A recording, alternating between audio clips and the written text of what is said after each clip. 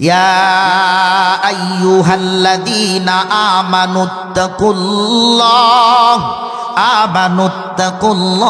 ওয়াবতাগু ইলাইহিল ওয়াসিলা ওয়াজাহিদু ফি সাবিলিহি লাআল্লাকুম তুফলিহুন।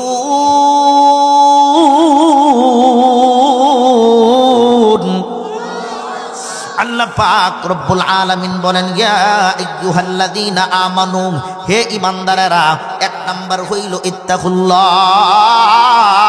এক নাম্বার, আমি আল্লাহকে ভয় করিয়া করিয়া চলবা। আমার আল্লাহ প্রথমে বলছেন ইয়া আইয়ুহাল্লাযীনা আমানু, হে ঈমানদারেরা। লাস্টে বলছেন লাআল্লাকুম তুফলিহুন, তোমরা সফল কাম, দুনিয়াতেও সফল, আখিরাতেও সফল। দুনিয়াতেও শান্তিতে বসবাস করতে পারবা, আখিরাতেও আল্লাহ আমার তৈরি জান্নাতে প্রবেশ করবা। ও মুসলমান, তবে কাজ করতে হবে তিনটা। কয়টা? তিনটা কাজ যদি করতে পারো, তোমরা দুনিয়াতেও শান্তি পাইবা, আখিরাতেও শান্তি পাইবা। এক নাম্বার হইল ইত্তাকুল্লাহ, আমি আল্লাহকে ভয় করিয়া করিয়া চলবা। আমি আল্লাহকে ভয় করিয়া তুমি ব্যবসা করবা। আমি আল্লাহকে ভয় করিয়া যদি ব্যবসা করো, আনার সময় বেশি আনতে পারবা না, দেওয়ার সময় বেশি দিতে পারবা না। যেমনি আনবা এমনি দিবা, যেমনি আনবা এমনি দিবা। কিন্তু আমাদের সমাজে অনেক মানুষ আছে, আনার সময় বেশি আনে, দেওয়ার সময় চুরি কইরা কম দেয়। ঠিক না বেঠিক বলে? কিন্তু আমার আল্লাহ বলেন, আনার সময় যেমনি আনবা, দেওয়ার সময় তেমনি দিবা। আনবাও ঠিক, দিবাও ঠিক, আনবাও ঠিক, দিবাও ঠিক। সাবধান বান্দা, কাউকে ঠকায়ও না, বেহালাল পথে উপার্জন করিও না। বান্দারে, যদিও তোমার কিছুদিন কষ্ট হয়, এই দুনিয়া তুমি ছাড়িয়া দিবা। এখন তোমার ছাড়ার সময় হয়ে গেছে। আল্লাহ পাক রব্বুল আলামিন একজন ফেরেশতা নিযুক্ত করিয়া রাখছেন। একজন ফেরেশতা দিয়া তোমার কাছে একটা সুসংবাদ দিয়া দিয়েছেন, ও মুসলমান, তুমি তো এই পৃথিবীর জমিন থেকে বিদায় হইয়া যাইবা। আমার আল্লাহ একটা সুসংবাদ দিয়া দিয়েছেন। আমার আল্লাহ কিন্তু জান্নাত তৈরি করছেন, জাহান্নামও আল্লাহ তৈরি করছেন। করছেন কি করছেন না বলেন? ইন্নাল্লাযীনা আমানু ওয়া আমিলুস সালিহাত ওয়া আমিলুস সালিহাতি কানাত লাহুম জান্নাত, কানাত লাহুম জান্নাতুল ফিরদাউসি নুজুলা খালিদিনা ফিহা লা ইয়াবগুনা আনহা হিওয়ালা। আল্লাহু আকবার বলেন। আমার আল্লাহ জান্নাত তৈরি করছেন, জাহান্নামও আল্লাহ তৈরি করছেন। করছেন কি করছেন না বলেন? জান্নাত তৈরি করছেন নামাজিওয়ালা ব্যক্তির জন্য, আর জাহান্নাম তৈরি করছেন বেনমাজির জন্য। আগুন আর আগুন, সেই আগুনের মধ্যে থাকতে চান না শান্তিতে থাকতে চান? জাহান্নাম আল্লাহ তৈরি করছেন। আমার আল্লাহ কোরআনের মধ্যে আয়াত নাযিল করে দিয়েছেন, ইন্না জাহান্নামা কানাত মিরসাদাম লিত্তাগিনা মাআবাম লাবিথিনা ফিহা আহকাবা লা ইয়াযুকুনা ফিহা বারদান ওয়ালা শারাবা। রে মুসলমান, জান্নাত এমন একটা জায়গা, এই জান্নাতের ভিতরে ঢুকলে এমন নাজ নিয়ামত আমার আল্লাহ রেখে দিয়েছেন, জীবনেও কোনোদিন আর বের হইতে মনে চাইব না। কিন্তু জাহান্নাম এমন একটা জায়গা, আগুন আর আগুন, মনে চাইব পানি পান করতে, গরম পানি দেওয়া হবে। এই গরম পানি পান করার কারণে নারী ভুঁড়ি বের হয়ে যাইব। নাউজুবিল্লাহ। আমার আল্লাহ জান্নাত তৈরি করছেন, জাহান্নামও আল্লাহ তৈরি করছেন। করছেন কি করছেন না বলেন? ও মুসলমান, আমার আল্লাহ একটা সুসংবাদ দিয়া দিয়েছেন, এই পৃথিবীর জমিন থেকে তুমি বিদায় হইয়া যাইবা। আল্লাহ পাক রব্বুল আলামিন ফেরেশতার মাধ্যমে একটা সুসংবাদ দিয়া দিয়েছেন। সুসংবাদটা হইল, এই পৃথিবীর জমিনে আমি আল্লাহকে ভয় করে জীবনযাপন করার কারণে এই পৃথিবীর জমিন থেকে যাওয়ার পরে জাহান্নামের আগুন না ছুঁয়াই তুমি সরাসরি জান্নাতে যাইবা। ও মুসলমান, এমন বান্দা এই পৃথিবীর জমিনে আছে আল্লাহর কাজ করে না, কবরে যাওয়ার পরে জাহান্নাম ভুগবো, এরপর আস্তে আস্তে সে জান্নাতে যাবে। ঠিক কারণ কি জানেননি? কালিমা গ্রহণ করার কারণে। ঠিক না বেটি? আর যে ব্যক্তি কালিমা গ্রহণ করে নাই, ও মুসলিমকে সে কোশ্চিন কালেও জান্নাতের আশা করতে পারতো না। ঠিক না বেটি? তাহলে আমরা মুসলমান হওয়াতে খুশি না বেজার? একজন ইমানদারের দাম কত মুসলমান? এই পৃথিবীর জমিনে একজন ইমানদার যতদিন পর্যন্ত থাকবে আমার আল্লাহ ততদিন পর্যন্ত এই পৃথিবীটা কিয়ামত সংঘটিত করবেন না। আরো জোরে বলেন সুবহানাল্লাহ। মুসলমান ইমানদার ভাইরা আমার, তাহলে কথা হইল আমার আল্লাহ একটা সুসংবাদ দিয়া দিবেন, পৃথিবীর জমিন থেকে কেউ ভালো করে যাওয়ার পর সরাসরি জান্নাত। কিন্তু যেই ব্যক্তিটা আমার আল্লাহকে ভয় করিয়া জীবন যাপন করবে, পৃথিবীর জমিন থেকে যাওয়ার পরে দিয়া জাহান্নামের আগুন না ছুঁয়াই সরাসরি জান্নাতে যাইব। কষ্ট যাহা করছ এই দুনিয়াতে, কষ্ট করছ রে বান্দা। পাশের ঘরের মানুষটা হাফ বিল্ডিং করে তোমার তো টিন সেট বদলাইতে পারো না, কারণ সে সুদ খায়, তুমি সুদ খাও না। নাই গুসা হইতেছ। পাশের ঘরের মানুষটা দেখা যাচ্ছে 1000 টাকার নোটটা নিয়ে কিশোরগঞ্জ বাজারে যায় বাজার করার জন্য, কিন্তু তুমি তো গরিব মানুষ, 200 টাকার উপরে যাইতে পারো না, কারণ সে অবৈধ টাকা ইনকাম করে, তুমি অবৈধ টাকা ইনকাম করো না। ঠিক না বেঠিক বলেন? পাশের ঘরের মানুষটা চিকন চাউলের ভাত খাই, তুমি তো মোটা চাউলের ভাত খাও, কারণ তুমি গরিব মানুষ। ইচ্ছা করলেই ইচ্ছে মতো ব্যয় করতে পারো না হালাল পথে থাকার কারণে। বিবির কাছেও দিতাম, আত্মীয় স্বজনের কাছেও দিতাম, বিবির কাছে কিভাবে তিক্ত জানেননি? এমনও মানুষ আছে এই পৃথিবীর জমিনে সরকারি চাকরিজীবী, কিন্তু এই লোকটা এমন এক সরকারি চাকরিজীবী, সরকারি চাকরি করে ইচ্ছা করলে দৈনিক লক্ষ লক্ষ টাকা ইনকাম করতে পারে, কিন্তু ওই লোকটা এমন সৎ মানুষ 1 টাকাও অবৈধ তার পকেটে ঢুকায় না। আছে না নাই বলেন? কিন্তু ওই লোকটা 50,000 টাকা বেতন পায়, 50,000 টাকা বেতন পায়, কিন্তু 20,000 টাকা লাগে তার আব্বা আম্মার অসুস্থের জন্য, আর 20,000 টাকা লাগে তার সন্তানাদির পড়াশোনার জন্য, আর 10,000 টাকা দিয়া কোনোভাবে তার সংসারটা চলে। কিন্তু একদিন তার বিবি ডাক দিয়া বলে, স্বামী হে, আমাকে কিশোরগঞ্জ মার্কেটে নিয়ে যাইতে হইব। স্বামী বলতেছেন, আমি কিভাবে যাব মার্কেটে, আমার কাছে তো কোনো টাকা নাই। বিবি তো বিশ্বাস করে না, কারণ যে চেয়ারের মধ্যে আছে মানুষে বলে তোমার স্বামী তো কোটি কোটি টাকা ইনকাম করতে পারে, কিন্তু এই লোকটা সৎ মানুষ, 1 টাকাও অবৈধ টাকা ইনকাম করে না। আপনারা বলেন এই লোকটা যেহেতু অবৈধ টাকা ইনকাম করে না, তাহলে অতিরিক্ত টাকাও তো তার কাছে নাই। ঠিক না বেঠিক বলেন? বিবি বলতেছেন, স্বামী হে, আপনি আমাকে কিশোরগঞ্জ মার্কেটে নিয়ে যাইতে হইব। স্বামী বলতেছেন, না না না, আমি কিভাবে যাব, আমার কাছে তো কোনো টাকা নাই, পয়সা নাই। বিবি তো বিশ্বাস করে না। বিবি বলতেছেন, কেন কেন কেন তোমার কাছে টাকা নাই?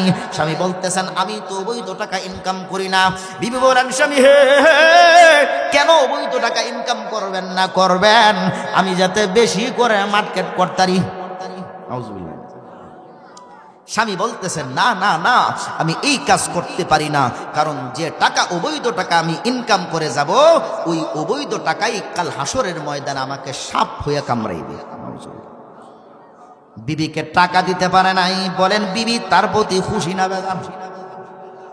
মুখটা এমনি বোধা হইয়া রাখতো না? হ্যাঁ, ইয়া মনে হইব মিয়া রাত্রে বাত রান্ত না। ঠিক না বেঠিক বলে? কিন্তু না, ও আমার মা বোনের, এই কাজ করিও না, অবৈধ পথে চলিও না, জাহান্নাম কিনে নিও না। ঠিক না বেঠিক?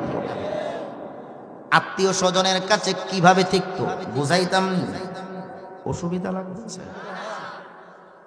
এক আত্মীয় বলতেছেন, ভাই আপনি এত বড় চেয়ারের মালিক, এত বড় চেয়ারের মধ্যে চাকরি করেন, এত বড় চেয়ারের মধ্যে বসেন,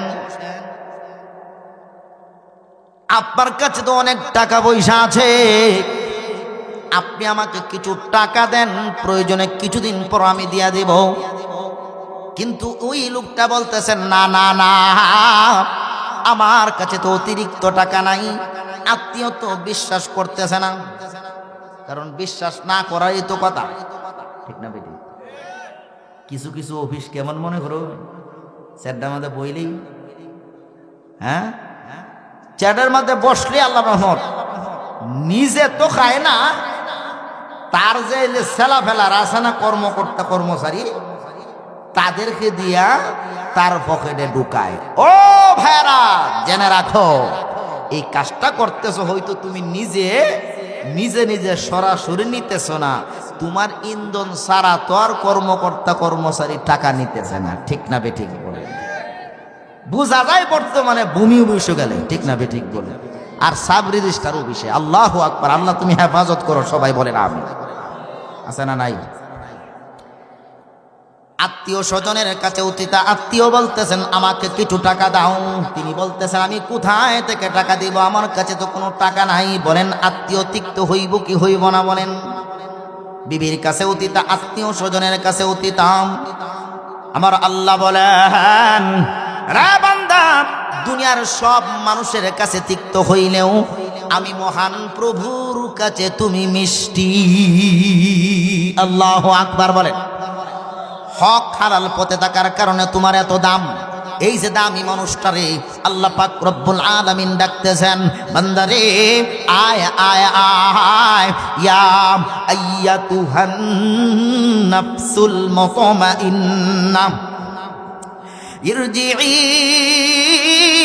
ইলা রাব্বিকি রাদিয়াতাম মারদিয়া ফাদখুলি ফি ইবাদি ওয়াদখুলি জান্নাতি।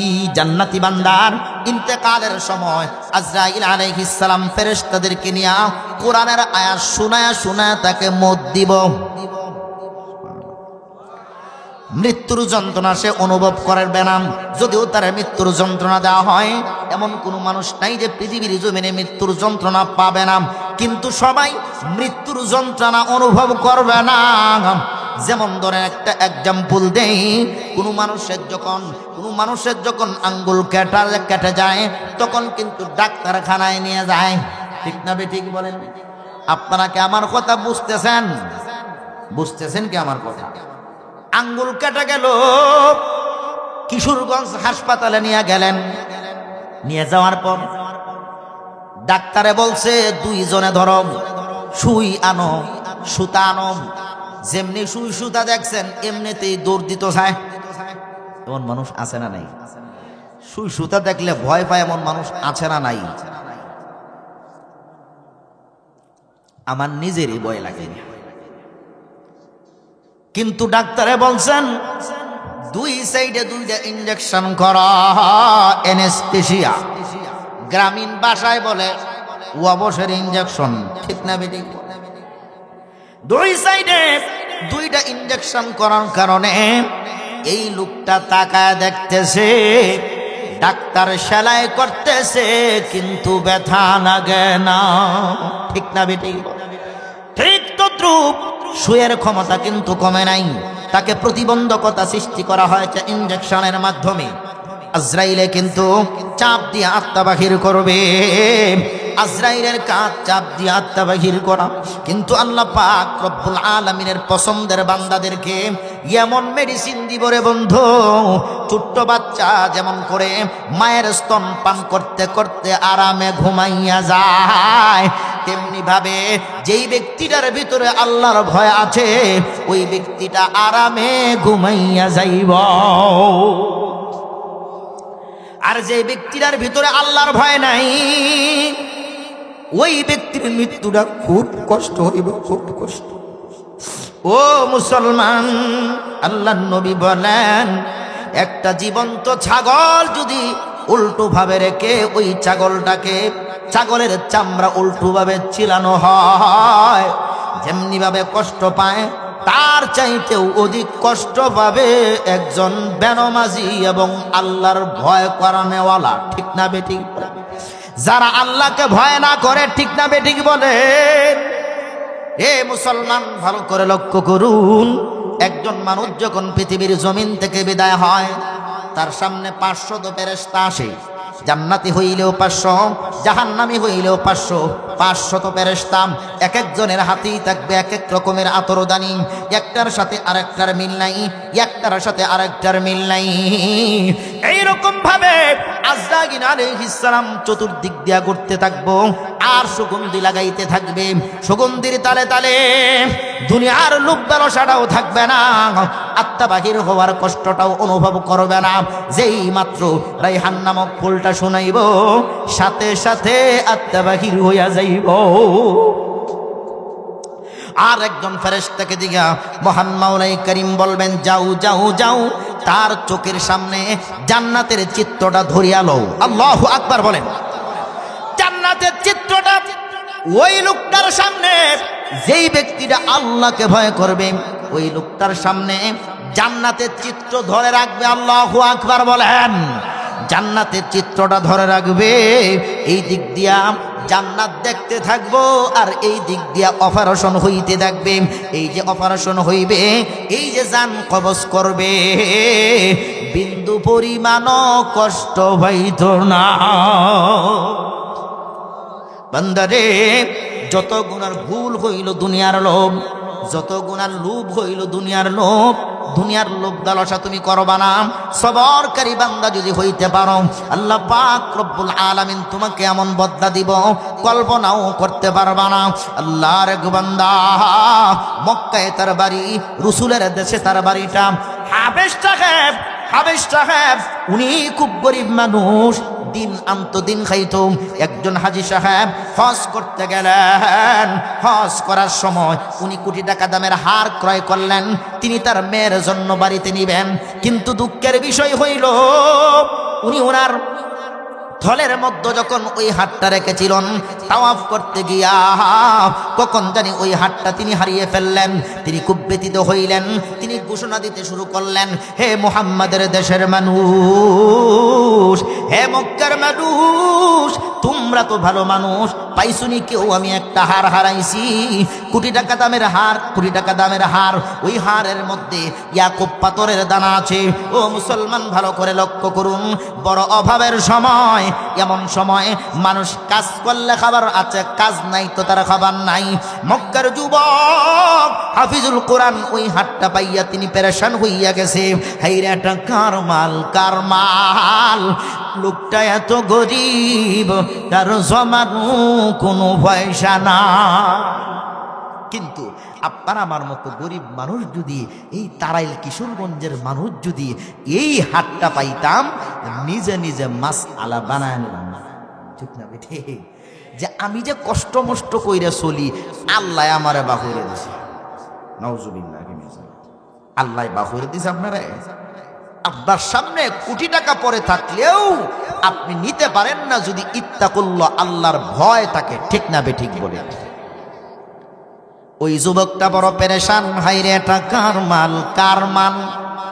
3 দিন যাবত মালিক খুঁজতেছে, মালিক পায় না, মালিক পায় না।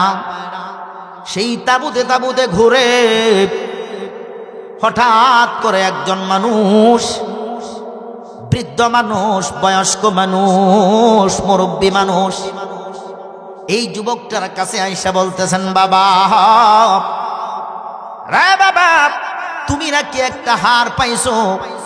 যুবকটা বলতেছেন, হ্যাঁ আমি তো একটা হার পাইছি, আমি তো মানিক খুঁজি, মানিক পাইনাম। আপনি যদি আপনার হারের বর্ণনা দিন, আপনার হার আপনাকে বুঝিয়ে দিব। কারণ কি জানেননি, পরের মালের বোঝা একজন মুমিনের কাছে অনেক ভারী হয়। আল্লাহু আকবার। পরের মালের বোঝাটা একজন মুমিন বান্দার জন্য অনেক ভারী হয়। ও চাচা, আপনি আপনার হারের বর্ণনা দিন। যদি আপনার কথার সঙ্গে ওই হারটা মিলে যায়, আপনার হার আপনাকে বুঝিয়ে দিব। চাচা তখন হাড়ের বর্ণনা দিতে শুরু করলাম। এইরকম হাড়টা আমার ছিল, এইরকম। ওই চাচার কথার সঙ্গে ওই হাড়টা মিলে গেল। তখন এই যুবকটা দুই চোখের পানি টপ টপ করে জমিনের মধ্যে ফেলে দিয়া বলতেছেন, ও মুরব্বি, ও চাচা, আমি তো আপনাকে খুঁজতেছি, মালিক খুঁজি, মালিক পাই না। দেখেন 3 দিন যাবৎ মালিক খুঁজতেছি, আপনি আমার পেটের দিকে তাকায় দেখুন, 3 দিন যাবৎ আমার খাবার নাই, 3 দিন যাবৎ আমি খাবার খাই না। এই কথা বলার পর এই মুরব্বি থলের ভিতর থেকে আশরাফি কয়েকটা মুদ্রা যুবকের হাতে উঠাইয়া দেওয়ার জন্য চেষ্টা করলো। রে যুবক, নাও, ওই হাটটা তুমি বিক্রি করে, তুমি ওই স্বর্ণটা তুমি বিক্রি করে তুমি তোমার খাবারের ব্যবস্থা করো। যুবকটা তখন মুস্কি হাসি দিয়া বলেছিলেন, ও চাচা, মাফ করবেন, এই কাজটা করেছি একটা ইবাদত, একজনের মাল পাইয়া তার কাছে পৌঁছায়া দেওয়া একটা ইবাদত। ইবাদতের বদলা আমি বান্দার কাছ থেকে নেব না, ইবাদতের বদলা আমি মহান মাওলায়ে কারিমের কাছ থেকে গ্রহণ করব। আল্লাহু আকবার। ও চাচা, আপনি শুধু আমার জন্য দোয়া করবেন, আমার আল্লাহ যেন ইবাদতের বদলা দেন। এই কথা বলে দুইজন ডিভাইডেড হয়ে গেল, ভাগ হয়ে গেল। আপনাদের অসুবিধা লাগতেছে? বহুদিন পর যার ভিতরে আল্লাহর ভয়টা ছিল, আল্লাহ তাআলার ভয় ছিল, পরের মানের লোভ যার ভিতরে ছিল না, সেই মক্কার যুবক হাফিজুল কোরআন কাজী আবু বকর, তিনি বন্ধুদেরকে নিয়ে, সাথীদেরকে নিয়ে কোরআনের মিশন নিয়ে এক দেশে রওনা হয়েছেন সমুদ্র পথে। সমুদ্র পথে যখন রওনা হয়েছেন, পথিমধ্যে যাইয়া জাহাজটা অ্যাক্সিডেন্ট হয়ে গেল। সাথীরা কে কোথায় গেল কোনো খবর নাই। কিন্তু আল্লাহ পাক রব্বুল আলামিন এই যে যুবকটা যার ভিতরে আল্লাহর ভয় ছিল, ইত্তাকুল্লাহ, এই যুবকটা সমুদ্রের মধ্যে ভেসে ভেসে ইয়ামেনের একটা দ্বীপের মধ্যে গিয়া লাগলো। তাকে দেখে দ্বীপের মানুষগুলো অগ্রসর হইল। হঠাৎ করে তার জ্ঞান ফিরল। জ্ঞান ফিরে দেখে মসজিদের একটা মিনারা দেখা যায়। সে আর বুঝতে বাকি নাই, এটা হলো মুসলিম উদ্দেশিত এলাকা, মুসলিম এলাকা। কারণ যেইখানে মসজিদ থাকে বিশ্বাস করা যায় এখানে মুসলমান আছে, ঠিক না ঠিক বলে? কিন্তু আজকে আমাদের সমাজে, এই দেশে ইসকন নামে একটা দল আমার আল্লাহর ঘর মসজিদকে ভাঙ্গে, ঠিক না ঠিক বলে? আমরা বলতে চাই এই বাংলাদেশ থেকে এই ইসকন মিসকন এই দেশে থাকতে পারবে না, ঠিক না ঠিক বলেন? আমার ভাই কেন খুন হয়েছে, আমার ভাই কেন শহীদ হয়েছে, যারা শহীদ করেছে অবিলম্বেই আমাদের এই দেশের প্রধান উপদেষ্টা তাকে গ্রেফতার করে জেলখানা ঢুকাতে হবে, ঠিক না ঠিক বলে? আমরা মুসলমান তাদেরকে ছাড় দেব না, ঠিক না ঠিক বলে? মুসলমানি বান্দার ভাইরা আমার, মসজিদ দেখে তার জ্ঞান ফিরল, দৌড় দিয়া মসজিদের ভিতরে গেল। মসজিদে গিয়া আল্লাহর দরবারে সাজদায় পড়ে গেল। মাওলা, ও মাওলা, সমুদ্রের পথে রওনা করেছিলাম, সাথীরা কে কোথায় গেল কোনো খবর নাই। মাওলা, তুমি আমাকে বাঁচায় রাখছো। আপনারা বলেন, বিপদ থেকে উদ্ধার হইয়া কার শুকরিয়া আদায় করা লাগে, কার? এখন আমরা যদি বিপদ থেকে কুলুভাবে উদ্ধার হইতারি, পরে আর আল্লাহর নাম নাই, ঠিক না ঠিক বলে? যে সময় বিপদে ভরাম, আল্লাহু আকবার, আল্লাহর নাম না হেদে মুহে দে, ঠিক না ঠিক? যেই বিপদ থেকে উদ্ধার, কি আর আল্লাহ আল্লাহ। কিন্তু রে মুসলমান, তোমাকে আল্লাহ বিপদ দিয়া চেকিং করেন, ঠিক না ঠিক বলেন? তুমি কি আল্লাহকে ভুলছো না আল্লাহকে মনের ভিতরে ঢুকাইছো, ঠিক না ঠিক? ও ও মুসলমান, বিপদ থেকে উদ্ধার হইয়া কার শুকরিয়া আদায় করবেন? কার? আরো জোরে বলেন কার? শুকরিয়া জানাই আল্লাহ, শুকরিয়া জানাই তোমায়, অসহায় বান্দা মোহরা বেঁচে আছি তোমার দয়ায়, অসহায় বান্দা মোহরা বেঁচে আছি কার দয়ায়? আরো জোরে বলুন কার দয়ায়? এমপি সাহেবের দয়ায়, মন্ত্রী সাহেবের দয়ায়, চেয়ারম্যান সাহেবের দয়ায়, মেম্বার সাহেবের দয়ায়। কয় চেয়ারম্যান সাহেব আপনি যদি আমার না বাঁচাইতেন তে আমি বাঁচলাম হয় না। নাউজুবিল্লাহ বলেন না মিয়া, শিরিক হয়ে গেল। চেয়ারম্যানের বাঁচানোর ক্ষমতা নাই, আপনি শুধু এতটুকু বলতে পারবেন চেয়ারম্যান মহোদয় আপনার উসিলায় আমার আল্লাহ বাঁচাইছেন। কে বাঁচাইছেন? মুসলমানি বান্দার ভাইয়েরা আমার, এই যুবকটা মসজিদে গিয়ে আল্লাহর দরবারে সেজদারত অবস্থায় পড়ে আল্লাহর কাছে শুকর আদায় করতে শুরু করলো। মাওলা, সাথীরা কে কোথায় গেল কোনো খবর নাই, তুমি আমাকে বাঁচায় রাখছো। আল্লাহর দরবারে সেজদায় পড়েছে, নামাজ পড়তেছে, কোরআন শরীফ তিলাওয়াত করতেছে। যুবক মানুষ আবার কণ্ঠ বড় সুন্দর, সুন্দর কইরা মহাগ্রন্থ আল কোরআন শরীফ তিলাওয়াত করতেছেন। ইয়াসিন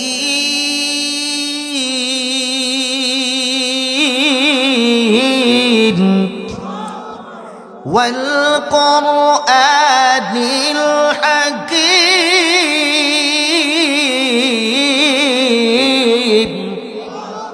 মহাগ্রন্থ আল কোরআন শরীফ তিলাওয়াত করে মুসলমান, কোরআন শরীফ যদি তিলাওয়াত করা হয়, যে ব্যক্তি পড়বে, যে ব্যক্তি শুনবে সমান সওয়াব।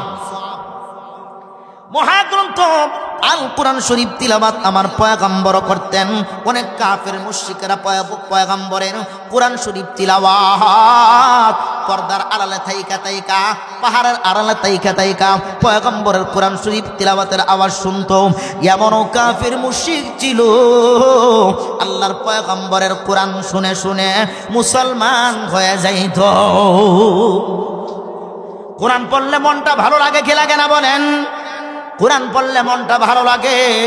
আমার আল্লাহ এই জন্য কোরআন দেয়া দিয়েছেন, একটু টেস্ট করবেন, মনটা ভালো না, কোরআন শরীফ তিলাওয়াত করবেন, ইনশাআল্লাহ ইনশাআল্লাহ মনটা ভালো করে দিবেন না বেটি? এই যুবকটা মহাগ্রন্থ আল কোরআন শরীফ তিলাওয়াত করতেছে। কোরআন শরীফ তিলাওয়াত শেষ হয়ে গেছে। দ্বীপের মানুষগুলো এই কোরআন শরীফের আওয়াজ শুনে, দ্বীপের মানুষগুলো সবাই অগ্রসর হয়ে গেল। এত সুন্দর মধুর কণ্ঠে কোরআন শরীফ তিলাওয়াতের আওয়াজ শুনে তখন তার নামাজ শেষ হয়ে গেল, তার সঙ্গে আলাপ আলোচনা হয়ে গেল। এক পর্যায়ে এই যুবকটা জানতে পারলো এই দ্বীপে কোনো নামাজিওয়ালা নাই, নামাজি কেমনে থাকবে? সর্বপ্রথম যেই মানুষটা নামাজিওয়ালা হয়েছিল এই মানুষটা পৃথিবীর জমিন থেকে বিদায় হয়ে গেছে। এখন আস্তে আস্তে মানুষগুলো আল্লাহ বলা হয়ে গেছে। এই কাজী আবু বকর হাফিজুল কোরআন তিনি চিন্তা করলেন এই দ্বীপের মধ্যে কিছুদিন থাকবো, কারণ আল্লাহর পয়গম্বরের 10,000 সাহাবীর মধ্যে মাত্র মক্কা এবং মদিনায় কিছু সাহাবীর, অনেক সাহাবীর মধ্যে মক্কা এবং মদিনায় 10,000 সাহাবীর খবর আছে, ঠিক না বেঠিক? আমি এখানে কিছুদিন থাকবো, বড়দেরকে নামাজ শিক্ষা দেব, ছোটদেরকে কোরআন শিক্ষা দেব। প্রত্যেক দিন মাগরিবের পর ছোটদেরকে কোরআন শিক্ষা দেয়, বড়দেরকে নামাজ শিক্ষা দেয়। এইরকম ভাবে শিক্ষা দিতে দিতে দিতে দিতে আস্তে আস্তে দ্বীপের মানুষগুলো ভালো মানুষে পরিণত হয়ে যাচ্ছে। এখন দ্বীপের মানুষ বলতেছে, হায় হায় ওই ছেলেটাকে ছাড়া যাবে না, ওই ছেলে যদি আমাদের দ্বীপে থাকে দ্বীপের মানুষগুলো আরো আল্লাহওয়ালা হয়ে যাইব, ঠিক না বেঠিক বলেন? তাহলে ওই ছেলেটাকে কিভাবে রাখা যায়? আমাদের দ্বীপে তো একজন নামাজিওয়ালি মেয়ে আছে, পর্দাশীল মেয়ে, ওই মেয়েটাকে ওই ছেলেটাকে দিয়া বিবাহের ব্যবস্থা করায় ফেলি। ছেলের কাছে প্রস্তাব দেওয়া হলো, ছেলে বলতেছেন ঠিক আছে, যেহেতু কুকু মিলে গেছে বিবাহের ব্যবস্থা করে ফেলুন। দুইজনের বিবাহের ব্যবস্থা করে দিল।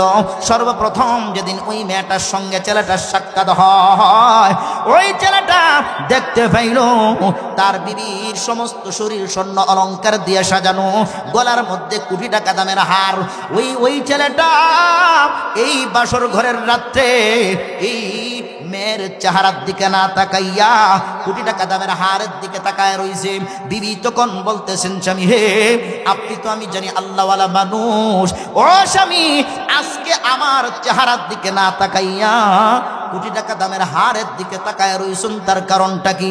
এবার স্বামী বলতেছেন, বিবি রে বিবি, ওই হাটটা আমার কাছে কেমন জানি পরিচিত পরিচিত মনে হয়। আল্লাহু আকবার বলেন। বিবি বলতেছেন, স্বামী গো, ওই হারের অনেক হিস্ট্রি আছে, লম্বা কথা চোখ সংক্ষিপ্ত করে বলতেছি। ওই হারটা আমার বাবা হজ্জে যাওয়ার পর আমার জন্য ক্রয় করেছিলেন। মক্কার এক যুবক ওই হারটা পাইয়া আমার বাবাকে দিয়েছিল। ও স্বামী, আমার বাবা যেই দিন পৃথিবীর জমিন থেকে বিদায় হয়ে গেছেন, বিদায় হওয়ার আগের দিন পর্যন্ত আমার কাছে বলে গেছেন, মা রে মা, আমি পৃথিবীর জমিন থেকে বিদায় হয়ে যাইব, কিন্তু মনের কষ্ট মনে রইল রে মা, মক্কা যদি কাছে হইতো, যেই আল্লাহর ওলি ছেলেটা ওই কোটি টাকা দামের হাটটা কিনে দিয়েছিল, ওই আল্লাহর ওলির সঙ্গে তোমাকে উঠায়া দিতাম রে মা। আল্লাহ পাক রব্বুল আলামিন বদলা কেমনে দেন? আল্লাহর উপরে ভরসা করিয়া কেউ যদি জীবন যাপন করে, আল্লাহ পাক রব্বুল আলামিন এমন বদলা দেন সে কল্পনাও করতে পারে না। যুবকটা সেজদায় পড়ে গেল, আল্লাহ তোমার হাতের বদলা এত মিষ্টি আমি আগে জানতাম না। যুবকটা তার বিবিকে ডাক দিয়ে বলে, বিবি রে, রে বিবি, আসো আসো আমার বুকের মধ্যে আসো। বুকের মধ্যে জড়ায়া ধরে বলতেছেন, বিবি রে, তোমার বাবা মরণের আগের দিন পর্যন্ত মক্কার যেই যুবকের কথা তোমার কাছে বলেছিল, সেই যুবক আর কেউ নয়, আমি হইলাম মক্কার যুবক হাফিজুল কোরআন কাজী আবু বকর। ইত্তাকুল্লাহ, যার ভিতরে আল্লাহর ভয় থাকে আল্লাহ পাক রব্বুল আলামিন এমন করেই বদলা দেন। ঠিক না বেঠিক বলেন? এক নাম্বার সবক, এই যুবকটার ভিতরে আল্লাহর ভয় ছিল বিধায় আল্লাহ পাক রব্বুল আলামিন তাকে এমন বদলা দিল, যেই বদলাটা কল্পনাও করা যাবে না। ঠিক না বেঠিক বলেন? সেই আল্লাহর ভয় আমাদের ভিতরে সেটিং করব তো ইনশাআল্লাহ। যে ব্যক্তি আল্লাহকে ভয় করে সে কি নামাজ ছেড়ে দিতে পারে? যে ব্যক্তি আল্লাহকে ভয় করে সে কি রোজা ছেড়ে দিতে পারে? যে ব্যক্তি আল্লাহকে ভয় করে সে কি ঘুষ নিতে পারে?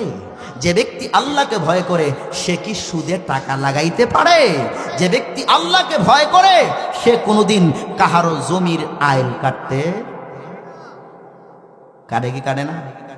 রাহরে না গো, আসলটা দরিয়ালছে মনে হয়। হ্যাঁ, তাহলে জমির আইল কাটবেন না তো ইনশাল্লাহ? কে কে কাটবেন একটু হাতটা উঠান।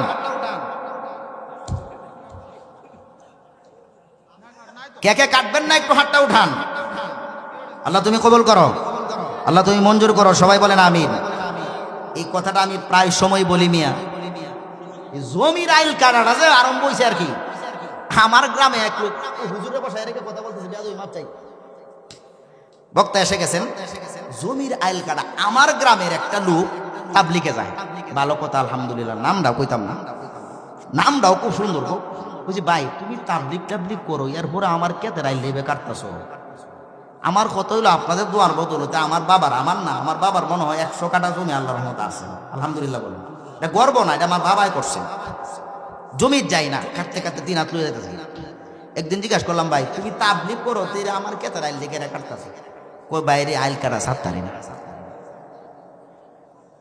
আল্লাহ হেফাজত করুক, সবাই বলেন আমিন।